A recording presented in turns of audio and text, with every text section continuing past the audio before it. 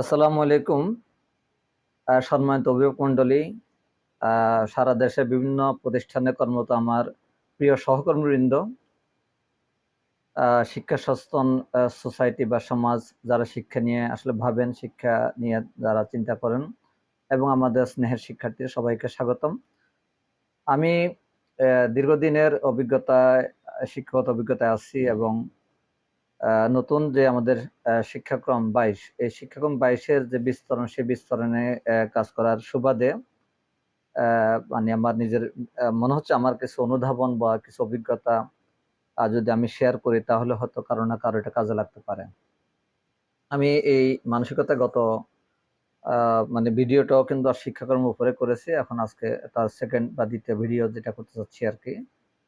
আমি আপনাদেরকে ১ম যে ভিডিও দিয়েছিলাম সেখানে বলেছিলাম যে আমাদের এই নতুন শিক্ষাক্রম যেটা এখনো আমাদের কাছে খুব ইজি কিংবা প্লেজেন্ট একটা জায়গায় যায় নাই। অনেকের কাছে এখনো কেন জানি এটা তাদের কাছে মনে হচ্ছে একটা বিব্রত কিংবা তারা এটা নিয়ে এখনো পুরোপুরি সচেতন হতে পারেন নাই।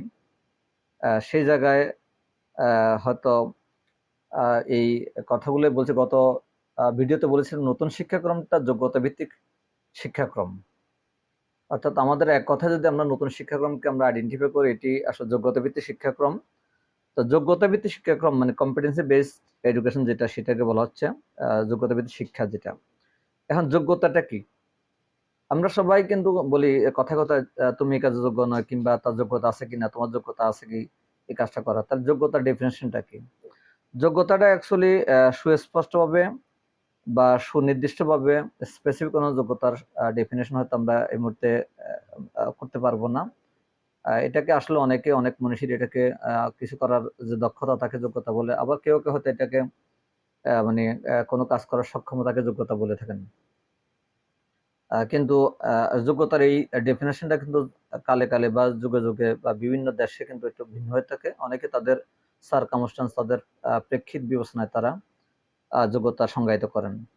তো আমাদের এই যোগ্যতাটা যদি আমরা বুঝতে পারি তাহলে হয়তো আমাদের যোগ্যতা বেসড, আমাদের যোগ্যতা ভিত্তিক যে শিক্ষাক্রম সেটা বুঝতে পারবো। যোগ্যতা কি আসলে?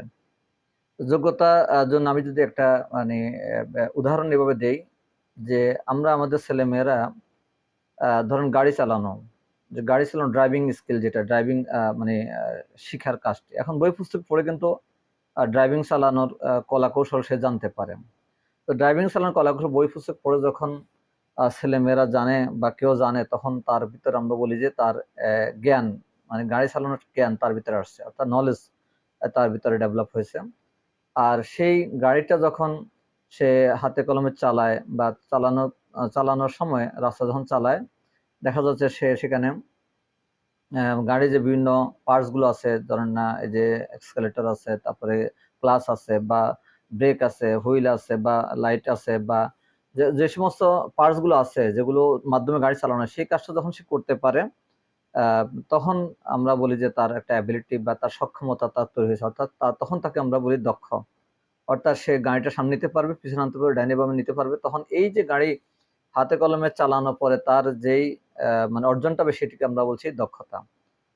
তাহলে বুকিশ নলেজ, অর্থাৎ বই থেকে সে মানে জ্ঞান অর্জন করবে এবং সে হাতে কলমে কাজ করে সেখানে যে অর্জনটা হবে সেটা হবে দক্ষতা বা স্কিল। এরপরে এই গাড়িটা যখন সে রাস্তা দিয়ে মানুষের যে আমরা বলে থাকি যে সমস্ত মানে দেখে শুনে, অর্থাৎ সে মনে করেন রাস্তায় চালানোর সময় সে মানুষের কোনো ক্ষয়ক্ষতি না করে, মনে করেন রাস্তার সকল নিয়মকানুন মেনে মানুষ এবং প্রাণী অন্য সম্পদের ক্ষয়ক্ষতি না করে যখন গাড়িটা চালাতে পারবে বা তার গন্তব্যে পৌঁছতে পারবে, তখন আমরা তাকে বলি গাড়ি চালানোর যোগ্যতা তার হয়েছে। অর্থাৎ সেখানে কিন্তু মানে আগে যে ২ টা জিনিস বললাম, একটা হলো যে বই পড়ে সে বইয়ের গাড়ি চালানোর নিয়মকানুন জানলো, সেটা হলো তার জ্ঞান।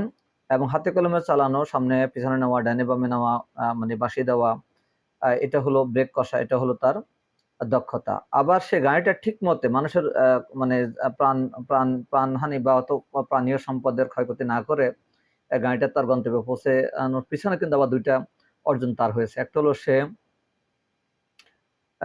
তার ভিতর একটা মূল্যবোধ কাজ করেছে যে আমি কোনো মানুষের ক্ষতি করলাম না বা ক্ষতি করব কেন? কিংবা আমি এই যে কোনো সম্পদের নষ্ট না করে অনিষ্ট না করে আমি গাড়িটা ঠিক মতো নিতে পারলাম, তাহলে তার ভিতরে একটা মূল্যবোধ ডেভেলপ করবে এবং সে রাস্তা রুলস মেনে চলে বা ট্রাফিক মেনে চলে কিংবা রাস্তা যে যে সাইডে গাড়ি চলতে হবে বা অথবা ওভারটেক না করার, তার সমস্ত কিছুতে তার একটা দৃষ্টিভঙ্গি থাকে যে আমি এই কাজটা মানবো, এটা করব, ইতিবাচক একটা মনোভাব তার ভিতরে থাকতে পারে। তার মানে এই গল্পের মাধ্যমে আমরা কি বুঝলাম যে একজন মানে গাড়ি চালানো বই থেকে পড়ে হাতে কলমে করে সমস্ত নিয়ম কানুন মেনে মানুষের বা সম্পদের কোনো ক্ষতি না করে গাড়ি চালাতে পারলে তখন তাকে আমরা বলি গাড়ি চালানোর যোগ্য। এখন এই উদাহরণটাকে যদি আমরা যদি অ্যানালাইসিস করি, এখানে ৪টি বিশেষ উপাদান কিন্তু আমরা পাই।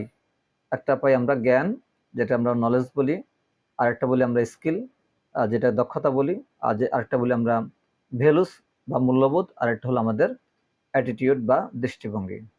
তাহলে দেখেন আমরা আমাদের মানে একটা উদাহরণ থেকে যোগ্যতার ৪টি মানে কি বলে এটা উপাদান, ৪টি উপাদান, মূল উপাদান আমরা পেয়ে গেলাম যে নলেজ, স্কিল, ভ্যালুস এবং অ্যাটিটিউড।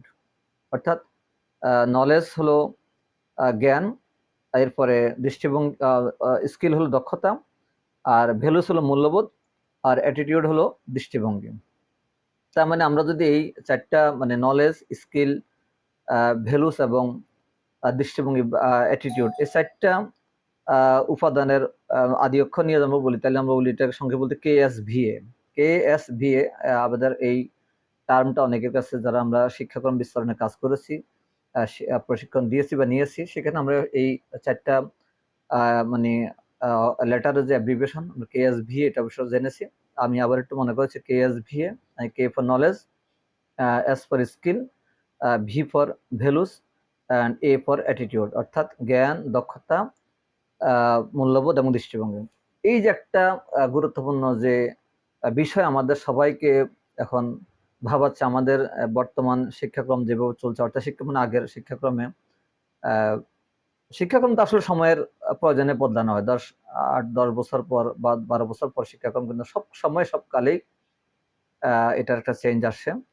নতুন করে ঢেলে সাজাতে, নতুন করে একটা পরিবর্তনের সঙ্গে খাপ খাওয়ানোর জন্য শিক্ষাক্রম করতে হয়। আমাদের শিক্ষাক্রমের বর্তমান শিক্ষাক্রমে যে যোগ্যতা ভিত্তিক শিক্ষাক্রমের ভিতরে কিন্তু এই কেএসভিএ অর্থাৎ নলেজ, স্কিল, ভ্যালুস এবং অ্যাটিটিউড অর্থাৎ জ্ঞান, দক্ষতা, মূল্যবোধ এবং দৃষ্টিভঙ্গি, ইতিবাচক দৃষ্টিভঙ্গি, ইতিবাচক মূল্যবোধ, এগুলোকে সংযোজন করে কিন্তু আমাদের যোগ্যতার মানে উপাদান সাজানো হয়েছে। তাহলে এখন আমরা যোগ্যতার যদি এই ৪টা মানে উপাদানকে আমরা আমাদের প্রেক্ষিতে, বাংলাদেশের প্রেক্ষিতে এটাকে সুসংহত করে সমন্বিত করে আমরা যে একটা ডেফিনেশন দাঁড় করে, এভাবে হয় পরিবর্তনশীল প্রেক্ষাপটে অভিযোজনের জন্য জ্ঞান, দক্ষতা, মূল্যবোধ, দৃষ্টিভঙ্গি সমন্বিত সক্ষমতা অর্জন করে মুক্তিযুদ্ধের চেতনাকে সমুন্নত রাখা।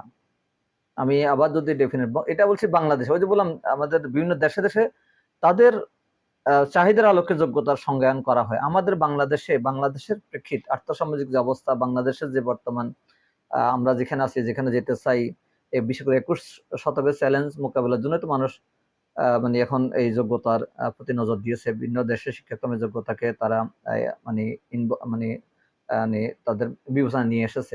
বাংলাদেশের যোগ্যতার ডেফিনেশন এভাবে হচ্ছে পরিবর্তনশীল প্রেক্ষাপটে মানে চেঞ্জিং যে মানে মানে অ্যাটমসফিয়ার আছে, সেখানে অভিযোজন অর্থাৎ খাপ খাওয়ানোর জন্য, অর্থাৎ পরিবর্তনশীল প্রেক্ষাপটে অভিযোজনের লক্ষ্যে জ্ঞান, দক্ষতা, মূল্যবোধ, দৃষ্টিভঙ্গির সমন্বয় করিয়ে সক্ষমতা অর্জন করে মুক্তিযুদ্ধের চেতনা সমন্বিত করার মানে যে প্রক্রিয়া, তাকে বলা হয় যোগ্যতা।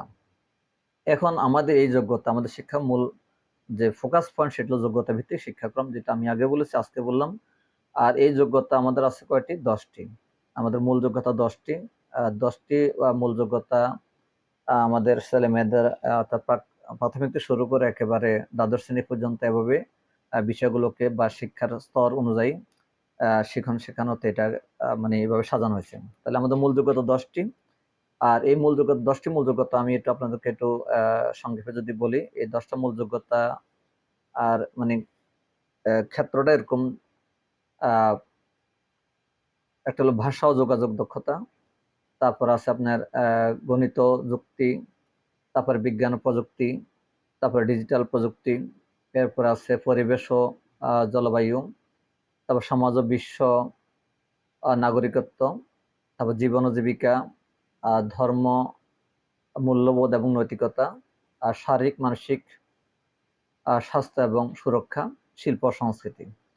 আমি যদি আবার একটু বলি আপনাদেরকে যে আমাদের এই 10টি মূল যোগ্যতা যদি আমরা একবার শিরোনাম সংক্ষেপে করে আমরা যোগ্যতাগুলো মাথায় রাখি, মাথায় সেট করি, কিংবা আমাদের মানে মানে বিবেচনা রাখি, সেই যোগ্যতাগুলো ভাষা ও যোগাযোগ দক্ষতা, তারপর আছে গণিত, যুক্তি, বিজ্ঞান ও প্রযুক্তি, তারপরে আছে আমাদের ডিজিটাল প্রযুক্তি, পরিবেশ ও জলবায়ু, তারপর আছে আমাদের সমাজ ও বিশ্ব নাগরিকত্ব, এরপরে আছে আমাদের জীবন ও জীবিকা, এরপরে আছে ধর্ম, মূল্যবোধ এবং নৈতিকতা, আমাদের আছে শারীরিক মানসিক স্বাস্থ্য এবং সুরক্ষা, এবং শিল্প সংস্কৃতি।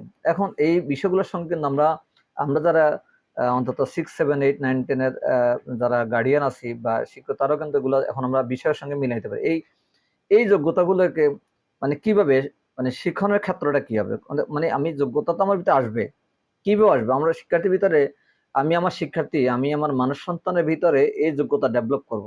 তাহলে তাকে ভাষা যোগাযোগ দক্ষতা, ভাষা যোগাযোগ যোগ্যতা আনতে হলে কি করতে হবে, তাকে কোন বিষয় পড়াতে হবে। অনেক, আমি যদি একটু অন্যভাবে বলি যে আমাদের ক্যালসিয়াম খেতে হবে, তো ক্যালসিয়ামটা তো আমার জন্য দরকার, ক্যালসিয়াম খাবো কিভাবে, বা আমি ভিটামিন, আমার খাদ্য উপাদান ভিটামিন, ভিটামিন আমি বললাম যে আমার খাদ্যের জন্য প্রয়োজনীয় 6টা উপাদান আছে, ভিটামিন বা আমিষ বা প্রোটিন এভাবে আছে, তাহলে এগুলো আমি পাবো কিভাবে, তাহলে আমাকে ওই রিলেটেড কিছু খাবার খেতে হবে, খাবারের মাধ্যমে সেটা আমার ভিতরে ইন করবে। তেমনি বা আমাদের যে যোগ্যতা বললাম যে ভাষা ও যোগাযোগ দক্ষতা, গণিত, যুক্তি, বিজ্ঞান, প্রযুক্তি, ডিজিটাল প্রযুক্তি, ধর্ম, নৈতিকতা, মূল্যবোধ, এই যে যোগ্যতাগুলো আসবে কিভাবে, অবশ্যই কিছু বিষয়ের ভিতরে আসবে। অর্থাৎ যেই মানে বিষয়গুলোর মাধ্যমে এই যোগ্যতাগুলো আসবে, সেটা যদি আমি একটু বলি তাহলে আপনারা নিজেও বুঝবেন, বা এর মধ্যে আমরা জেনে গেছি যে ভাষা ও যোগাযোগ দক্ষতা আসবে আমাদের যে বাংলা এবং ইংরেজি বই পড়বে সেটা দিয়ে। এরপরে গণিত যুক্তি আসবে আমাদের যে গণিত বই সেটা পড়ে। তারপরে বিজ্ঞান প্রযুক্তি আসবে বিজ্ঞান বই পড়ে। এরপরে আমাদের ডিজিটাল প্রযুক্তি, অবশ্যই ডিজিটাল প্রযুক্তি নামে একটা বিষয় আছে। তারপরে জীবন জীবিকার জন্য একটা বই আছে। এরপরে আমাদের এই পরিবেশ ও জলবায়ু এবং সমাজ ও বিশ্ব নাগরিকত্ব জন্য আমাদের যে ইতিহাস আহ, ও বিশ্ব সভ্যতা বা যে বইটা আছে এটা। এরপর আমাদের ধর্ম, মূল্যবোধ, নৈতিকতার জন্য ধর্ম শিক্ষা। এরপর আমাদের শারীরিক মানসিক স্বাস্থ্য এবং সুরক্ষার জন্য স্বাস্থ্য সুরক্ষা বই আছে, এবং শিল্প সংস্কৃতির জন্য যথারীতি একটা বই আমাদের আছে। অর্থাৎ 10টি বই আহ, অধ্যয়নের মাধ্যমে, মানে শিক্ষণ শেখানোর মাধ্যমে কিন্তু আমাদের এই শিক্ষার্থীদের এই 10টি যোগ্যতা, মূল যোগ্যতা অর্জিত হবে। আর যোগ্যতাগুলো শ্রেণীভিত্তিক যোগ্যতা ভাগ করে, সেগুলো আমি গত ভিডিওতে বলছিলাম, সামনে আবার এটা নিয়ে আবার রিপিট হয়তো করব। এখন এই যে আমরা মানে যোগ্যতাগুলো আমাদের ভিতরে আসবে, আমরা আমাদের বইগুলো কেমনে পড়াবো, কিভাবে পড়ালে কি ধরনের এগুলো, এই ব্যাপারে কিছু আমাদের শিক্ষকের প্রশিক্ষণ আমরা পাচ্ছি। যদিও অনেকের কাছে একেবারে মানে বিষয়টা হয়তো এখন ইজি হয় নাই, আমার মনে হয় আস্তে আস্তে এটা ঠিক হয়ে যাবে। যে কোনো শিক্ষণ শেখানোর মানে কলা কৌশল এক অভ্যাস থেকে আরেকটা অভ্যাসে গেলে কিন্তু এর সময় লাগে, অনেকে হয়তো অভ্যস্ত হতে সময় লাগে। আর শিক্ষাক্রমের নতুন যে পরিবর্তন সেটা সব সময় কিন্তু মানে নতুন বলেই কারো কাছে হয়তো পক্ষ বিপক্ষ দুইটা হয়ে যায়। তা আমাদের আসলে শিক্ষাক্রম কিন্তু কোনো সরকারের ম্যানিফেস্টো নয়। শিক্ষাক্রম আসলে সবসময় শিক্ষা বিশেষজ্ঞ, শিক্ষা মনস্ক বা ওই ধরনের যারা কাজ করেন এক্সপার্টিস, তাদেরকে নিয়ে শিক্ষাক্রম প্রণয়ন করা হয়। সময়ের প্রয়োজনে শিক্ষাক্রম 2022 যেটা প্রণয়ন করেছে, এবং এই শিক্ষাক্রম মূল যে ফোকাস পয়েন্ট সেটি হলো যোগ্যতা ভিত্তিক শিক্ষাক্রম। এবং এই যোগ্যতা হলো আমাদের 4টি মৌলিক বিষয়ের মাধ্যমে, 4টি উপাদানের মাধ্যমে আমাদের এই যোগ্যতা অর্জন হবে। সেটা জ্ঞান, দক্ষতা, আহ মূল্যবোধ এবং দৃষ্টিভঙ্গি। আর সেগুলোর জন্য আমাদের মূল যোগ্যতা এগুলোর মাধ্যমে, অর্থাৎ এই 4টি উপাদানের মাধ্যমে মাধ্যমে সমন্বিত অর্জন হবে, সেটি হলো যোগ্যতা। আর যোগ্যতা ধরা হয়েছে আমাদের দ্বাদশ শ্রেণী পর্যন্ত মূল যোগ্যতা 10টি। আর 10টি যোগ্যতার জন্য আমাদের 10 রকমের বই পড়ানো হচ্ছে, 10 ধরনের শিক্ষা মানে পাঠ্যক্রম, পাঠ্যপুস্তক সাজানো হয়েছে, এবং এগুলো শিক্ষণ শেখানো কৌশল এবং মূল এগুলোর মানে মূল্যায়ন, এগুলো কিন্তু আমাদের আস্তে আস্তে মানে সেভাবে ডিজাইন করা আছে। তো আজকের ভিডিও পর্যন্ত আমি জাস্ট বললাম আমাদের এই শিক্ষাক্রমের মূল যে ফোকাস পয়েন্ট সেটাকে নিয়ে আমি কিছু কথা বললাম। আগামীতে হয়তো অন্য কোনো ভিডিওতে আবার দেখা হবে। আর সবাই ভালো থাকবেন। আসসালামু আলাইকুম।